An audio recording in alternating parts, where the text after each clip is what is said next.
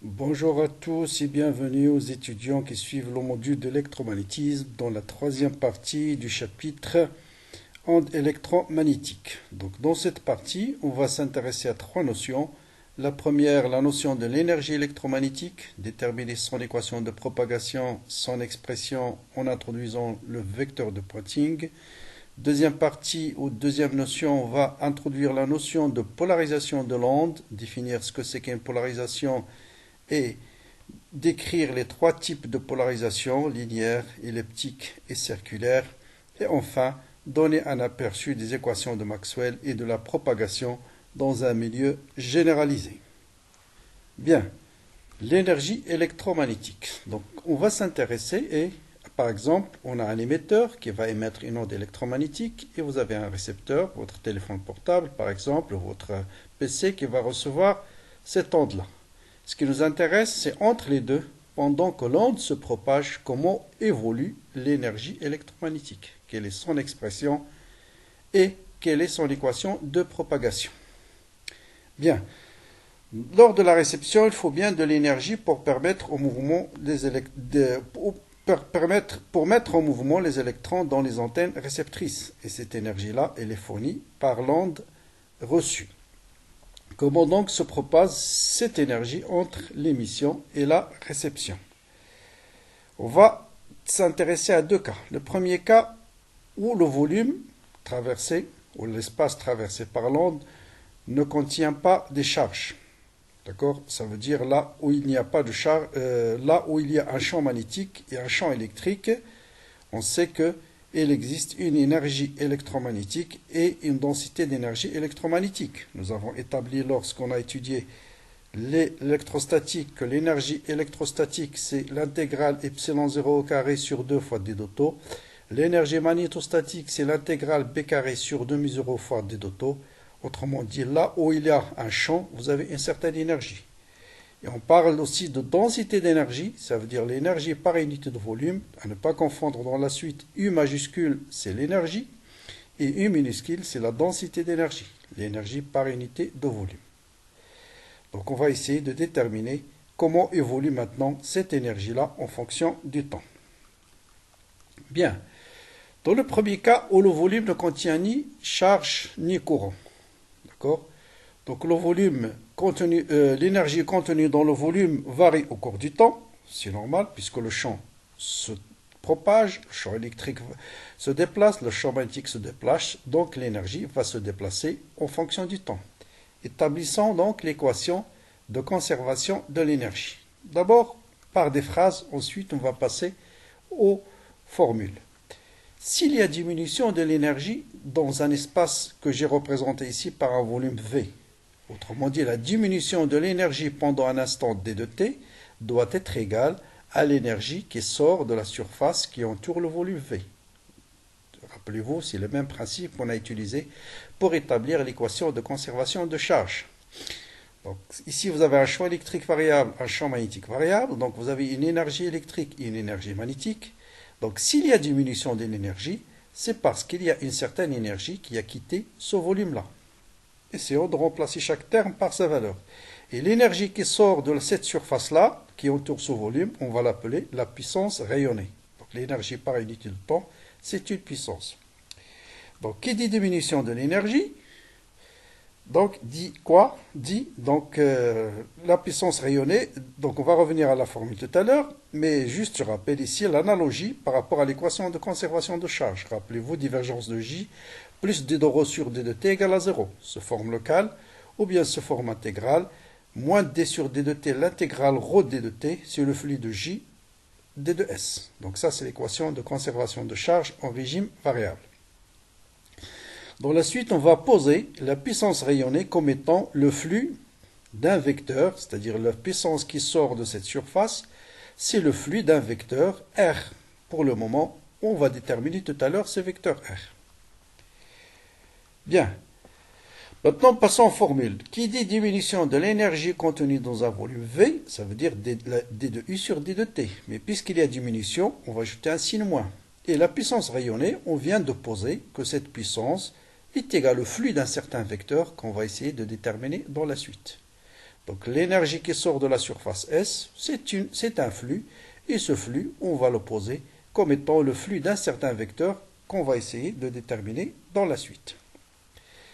Bien, donc moins d de U sur d de t, c'est moins d sur d de t, l'intégrale de la densité d'énergie par rapport au volume, qui est égal au flux de R d de S. Or, d'après le théorème de la divergence, le flux d'un vecteur à travers une surface, c'est la divergence de ce vecteur, l'intégrale de la divergence de ce vecteur à travers le volume V qui entoure cette surface. R, c'est ce qu'on appelle le vecteur de Poynting. Et par analogie maintenant avec ces deux expressions, on a l'équation de propagation de l'énergie, qui est la suivante, qui est divergence de R plus d de U sur d de t égale à 0. Ça rappelle étrangement l'équation de conservation de charge qui est divergence de J plus d de ρ sur d de t égale à 0. Bien, ça c'est la forme locale. Maintenant, si on passe à la forme intégrale, vous voyez bien que le flux de R d de S est égal à moins d de U sur d de t, ou bien ça c'est la forme intégrale, moins d sur d de t de la densité d'énergie fois l'élément de volume. Donc ça c'est l'équation de conservation de charge, ou bien l'équation de propagation de l'énergie, lorsque le volume traversé par l'onde ne contient ni charge ni courant. Et ça, cette expression qu'on a établie maintenant constitue ce qu'on appelle le vecteur de Poynting. Le théorème de Poynting, pardon. Et le théorème de Poynting vous dit que le flux sortant du vecteur de Poynting pendant d de t à travers une surface S fermée est égal à la diminution pendant d de t de l'énergie électromagnétique. Donc ça, c'est juste une formulation sous forme de phrase de cette écriture-là. Donc le flux de vecteur de Poynting est égal à la diminution de l'énergie contenue dans le volume V entouré par la surface S. Maintenant, si le volume contient des charges et du courant, par exemple une onde qui se propage dans un plasma, on aura l'occasion de traiter ce forme d'exercice. Un plasma, c'est des charges, et si vous avez un champ en présence de charges, vous allez avoir une interaction et donc une perte d'énergie de l'onde qui va être transférée à ces porteur de charge. Donc, l'équation de conservation va être la diminution de l'énergie contenue dans un volume V va être une partie qui va être rayonnée, qui va continuer son chemin, mais une partie qui va être transférée ou bien communiquée aux charges et au courant pendant un instant d de t. Et on connaît l'expression de ceci, on connaît l'expression de là, il nous reste maintenant à déterminer l'énergie communiquée, la puissance communiquée, ou bien l'énergie par unité de temps. Donc la diminution de l'énergie, c'est moins d de U sur d de t. La puissance rayonnée, c'est le flux de vecteur de Poynting. Et il nous reste à déterminer maintenant la puissance communiquée. Pour déterminer cette puissance, on va considérer un volume V qui contient une densité de charge ρ, soit une densité de courant J est égale à ρ fois V. Or, sur chaque élément de charge, va s'exercer une force, qui est d de Q fois le champ total, champ électrique, plus le champ de Lorentz, V vectoriel B. Donc si vous avez des charges qui se déplacent avec une vitesse V en présence d'un champ magnétique, vous avez la force électrostatique plus la force électrique plus la force magnétique. En remplaçant d de Q par ρ d de V, donc facteur de E plus V vectoriel B. Le travail de cette force, donc si ce champ fait déplacer ces charges-là d'une densité d de R, c'est qu'elle a fourni un travail d de F scalaire d de R, qui est égal à cette expression. Or, V vectoriel B, c'est un vecteur qui est perpendiculaire à V, donc ce terme égale à 0. Ça, on le sait, la force magnétique ne travaille pas. Donc, il n'y a que la force électrique qui travaille. Et on peut définir donc la puissance communiquée, c'est le travail par unité de temps, qui est égal à ρ fois V scalaire E d d'auto. Or, ρ fois V n'est autre que la densité de courant, J scalaire E. Et donc, la puissance communiquée par unité de volume, c'est J scalaire E. Et c'est le terme qui nous reste à déterminer. Ça veut dire la puissance communiquée, ça sera J scalaire E. Donc, la puissance communiquée, c'est l'intégrale J scalaire E d d'auto. C'est l'intégrale, bien sûr, J scalaire E d d'auto. Bien. Maintenant, on va remplacer dans l'équation totale la diminution de l'énergie est égale à la puissance rayonnée plus la puissance communiquée. En remplaçant U par sa valeur, l'intégrale U d d'auto, le flux de R par divergence de R d d'auto, l'intégrale J scalaire E d d'auto, et là, on va déterminer une équation suivante, qui est d de U sur d de T plus divergence de R égale à moins J scalaire E. Donc c'est l'équation de conservation de l'énergie sous forme locale. Et bien sûr, sous forme intégrale, c'est cette équation-là. Donc vous voyez, moins d de U sur d de T est égal à divergence de R plus J scalaire E. Bien sûr, ça c'est la densité d'énergie. Maintenant, il nous reste à déterminer, on a déterminé l'équation, mais on ne connaît toujours pas l'expression de ce fameux vecteur de Poynting. Eh bien, c'est les équations de Maxwell qui vont résoudre le problème. Je prends l'équation rotationnelle de B égale à μ0 J, là j'ai des densités de courant plus le courant de déplacement, je multiplie cette équation par E, et rotationnelle de E est égal à moins d de B sur d de T par B, et je fais somme terme à terme. Donc B rotationnelle de E moins E rotationnel de B, celle-là moins celle-là, ça sera moins B scalaire d de B sur d de T, moins μ0 y0 E scalaire J, ou bien moins μ0 E scalaire J, moins μ0 y0 E scalaire d de E sur d de T. Or, cette expression, c'est une formule, vous pouvez le vérifier, divergence de A vectoriel B, c'est B scalaire rotationnel de A moins A scalaire rotationnel de B. Donc, je peux écrire cette équation comme étant divergence de E vectoriel B sur μ0, qui est égal à moins E scalaire J. Et là, on peut factoriser par B scalaire d de B sur d de T, c'est d de B au carré sur 2, d'accord, en divisant le tout par μ0 des deux termes, est égal à y0, là aussi, on a divisé par μ0, et d de E sur d de T, c'est la dérivée de E carré sur 2. Et là, vous reconnaissez le terme densité d'énergie électromagnétique. Et donc, je trouve que divergence, en faisant l'analogie avec la relation divergence de R, elle est là, vous voyez, est égal à moins E scalaire J moins D sur D de T de U. Donc, vous voyez bien que R, c'est ce fameux vecteur-là, E vectoriel B sur μ0. Et donc, par analogie, on déduit que le vecteur de Poynting, c'est le produit vectoriel E vectoriel B sur μ0. Donc vous voyez bien, c'est un vecteur qui est dirigé suivant la direction de propagation. Donc il représente la direction et l'amplitude de flux de la puissance électromagnétique. Cas particulier dans l'onde plane, on va voir à quoi est égal ce vecteur dans le cas de l'onde plane. On sait que pour une onde plane, B est égal à K vectoriel E sur oméga. Donc R est égal à K vectoriel E sur y0 oméga. Ce produit vectoriel va vous donner K E carré sur μ0 oméga suivant K. Ou bien, en remplaçant K par oméga sur C fois U, U c'est la direction de propagation, ça vous donne C y0 fois E carré. Donc vous voyez que R, il est dirigé suivant la direction de propagation. Et la densité d'énergie électromagnétique pour une onde plane, en remplaçant B bien sûr par E sur C, ça vous donne y0 E carré. Donc vous voyez bien que la densité d'énergie magnétique est égale à la densité d'énergie magnétique. La densité d'énergie magnétique, c'est aussi égal à y0 au carré sur 2. Ça veut dire le champ électrique et le champ magnétique contribuent avec la même part à l'énergie totale. Densité d'énergie électrique, c'est y0 au carré sur 2.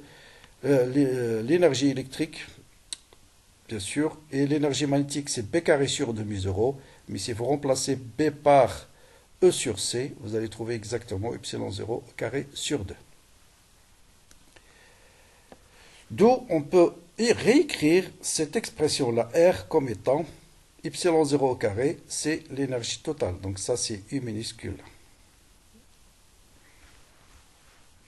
Donc ça, c'est l'énergie par unité de volume. Hein. Donc c'est U minuscule. Donc vous voyez, en comparant maintenant avec cette formule, vous avez R est égal à C fois U. Donc là aussi, c'est U minuscule fois suivant U. Donc par analogie avec les relations d'électrostatique, G est égal à ρ fois V. Donc l'énergie se propage avec la vitesse de la lumière. On peut déterminer que l'énergie se propage avec la vitesse de la lumière. Donc par analogie, je disais, donc vous voyez une parfaite analogie soit entre l'équation de propagation, soit aussi entre l'expression de G et l'expression de R. Celle-là, je peux l'écrire comme étant la densité d'énergie électromagnétique fois C. C, le vecteur C, c'est C suivant U. U, c'est la direction de propagation. Donc on peut déduire que la densité d'énergie électromagnétique, qui est U, bon, j'aurais dû choisir une autre notation pour les directions de propagation. Donc la densité d'énergie électromagnétique se propage avec la vitesse C de la lumière. En général, souvent dans les exercices, on vous demande de déterminer la puissance moyenne, d'accord, et la puissance moyenne, par définition, c'est 1 sur T, l'intégrale de 0 à T, fois le vecteur de Poynting d de T. Donc ça, c'est la valeur moyenne du vecteur de Poynting. On aura l'occasion d'appliquer ça dans les exercices. Donc dans cette partie, on a établi l'équation de propagation de l'énergie, ou bien ce qu'on appelle aussi l'équation de conservation de l'énergie.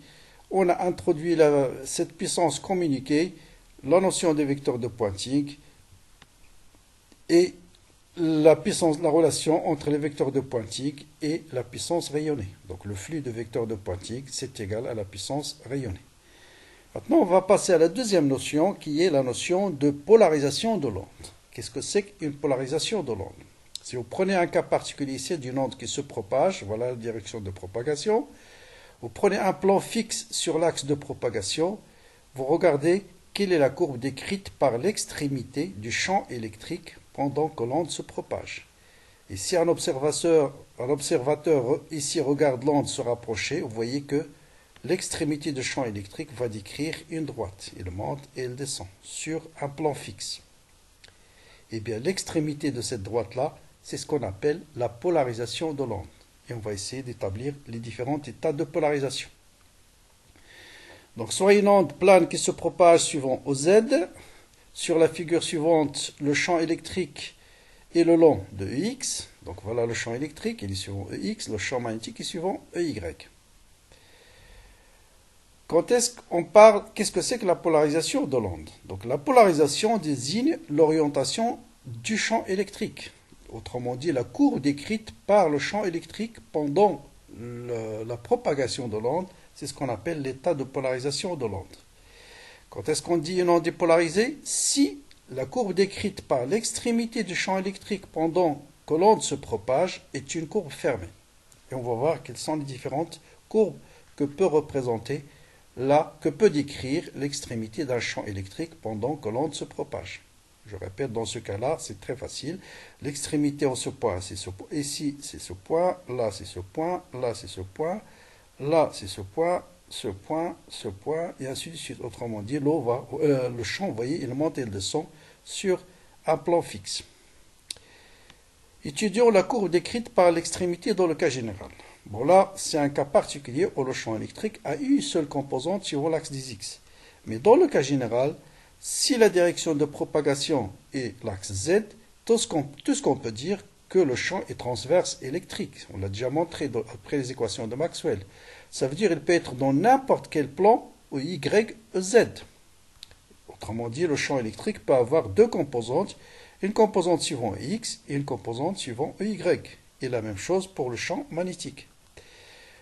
On va essayer de déterminer la courbe décrite par ces deux composantes-là, qui sont les composantes du vecteur champ électrique, dans un plan fixe. Et on va prendre le plan fixe le plus simple, le plan Z égale à 0.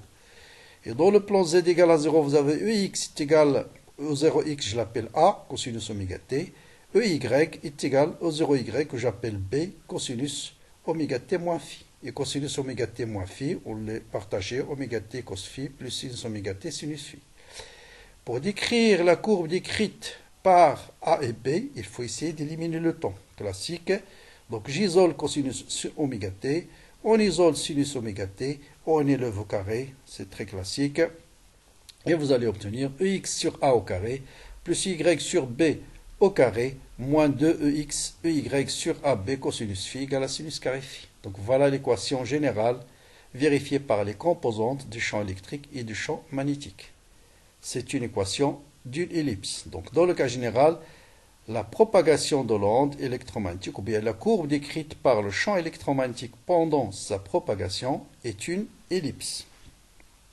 Donc voilà, pendant que l'onde se propage, là, c'est juste sur un plan fixe. Mais imaginez, bien sûr, le champ se propage et en même temps, l'extrémité décrit la courbe ou bien l'extrémité lorsqu'elle décrit une ellipse, on parle de polarisation elliptique. Maintenant, dans certains cas, cette équation peut devenir l'équation d'une droite ou l'équation d'une ellipse. Et par exemple, donc voilà ce qu'on appelle une polarisation circulaire. Donc vous voyez que l'extrémité, la courbe décrite sur un plan fixe pendant que le champ se propage, c'est un cercle. Et dans ce cas, on parle de polarisation circulaire. Quand est-ce qu'on obtient une polarisation circulaire? Si petit a égale à petit b, dans l'équation de tout à l'heure, et sinus phi égale à plus ou moins 1. Et dans ce cas-là, vous allez avoir EX sur A au carré plus EY sur A au carré, puisque A égale à B, égale sinus carré de phi égale à 1. C'est exactement l'équation d'une ellipse de rayon 1. On peut même obtenir, dans quel cas on peut obtenir une droite? Si vous prenez phi égale à 0, phi égale à pi. Dans l'équation précédente, x c'est EX sur A, y c'est EX sur B, et vous pouvez facilement vérifier que l'équation précédente vous donne x carré plus y carré égale à plus ou moins 2xy. Ça veut dire x plus ou moins y le tout au carré égale à 0. Autrement dit, x égale à plus ou moins y, ou bien y égale à plus ou moins x. Donc, c'est une polarisation rectiligne. Donc voilà un exemple de polarisation rectiligne. Dans le cas où phi égale à 0 ou bien phi égale à pi. Donc vous voyez bien ici deux composantes. Voilà EX, voilà EY. Ce sont deux polarisations deux sinusoïdes, et vous voyez que les deux sont maximum ou bien les deux sont minimum en même temps. Donc leur somme va donner une onde qui est polarisée rectilignement. Quand est-ce qu'on obtient une polarisation circulaire?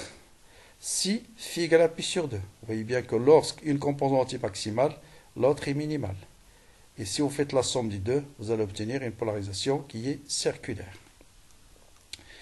Bien, il n'y a pas que la lumière polarisée, il existe ce qu'on appelle la lumière non polarisée. Donc voilà un exemple de polarisation circulaire. Voilà, pendant que le champ se propage, si on fait la projection sur un plan fixe, la courbe décrite par l'extrémité du champ électrique va être un cercle.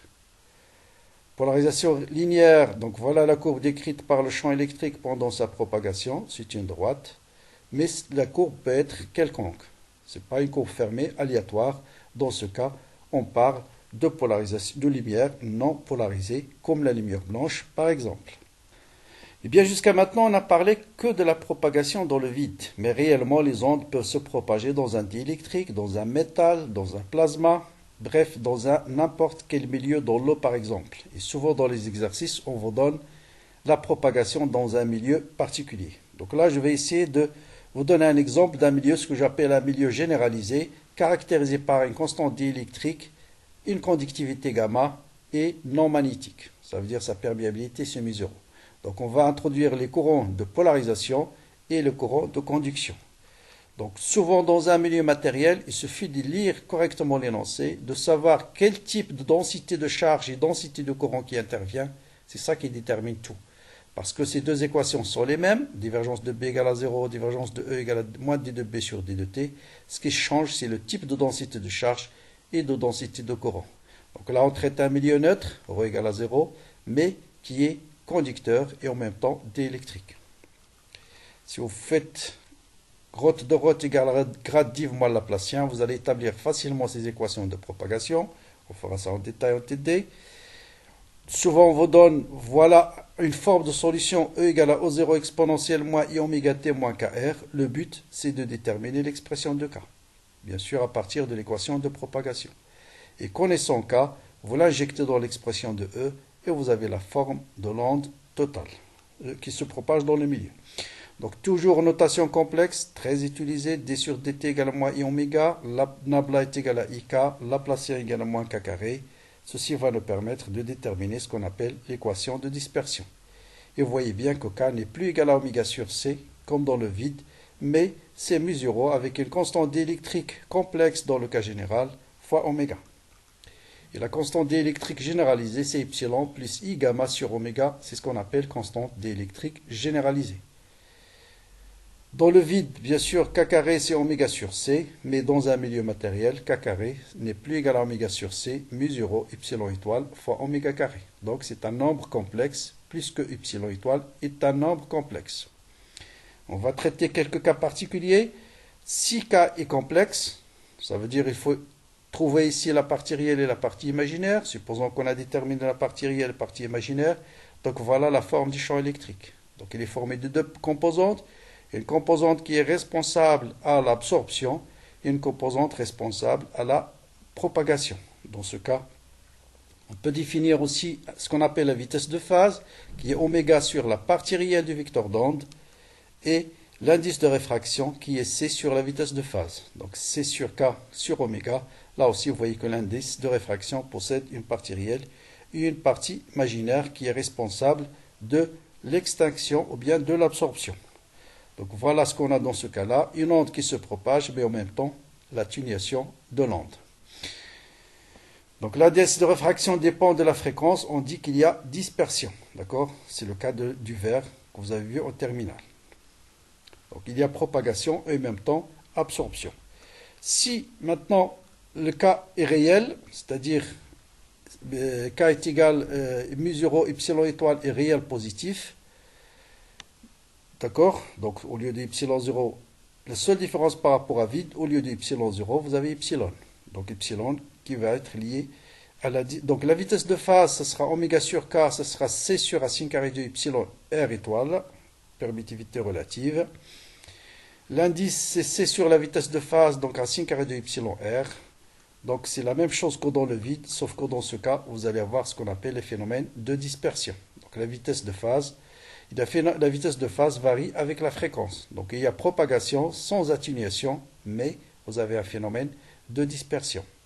Et troisième cas possible, c'est ce qu'on appelle, on verra dans les métaux par exemple, cas où le vecteur d'onde est imaginaire pur, ça veut dire mu0 epsilon étoile et est négatif. Autrement dit, K est égal à plus ou moins I fois ρ avec ρ est positif. Dans ce cas, il n'y a plus de propagation, parce que vous n'avez plus un terme en oméga t moins kx. Vous voyez, les variables sont séparées. Et dans ce cas-là, il n'y a plus de propagation. On parle d'onde évanescente. Donc voilà pour cette partie-là où j'ai essayé d'introduire la notion de l'énergie de l'onde électromagnétique, déterminer son équation de propagation, introduire le vecteur de Poynting et relation avec la puissance rayonnée. Ensuite, on a défini les différents états de polarisation et faire une brève introduction à la propagation d'ondes électromagnétiques dans un milieu généralisé. Et ceci, on va essayer de l'étudier dans d'autres vidéos en détail. Propagation dans un diélectrique, propagation dans un métal, propagation dans l'ionosphère. Bon courage et à bientôt. N'oubliez pas de vous abonner à la chaîne, de partager la vidéo avec vos amis et à plus.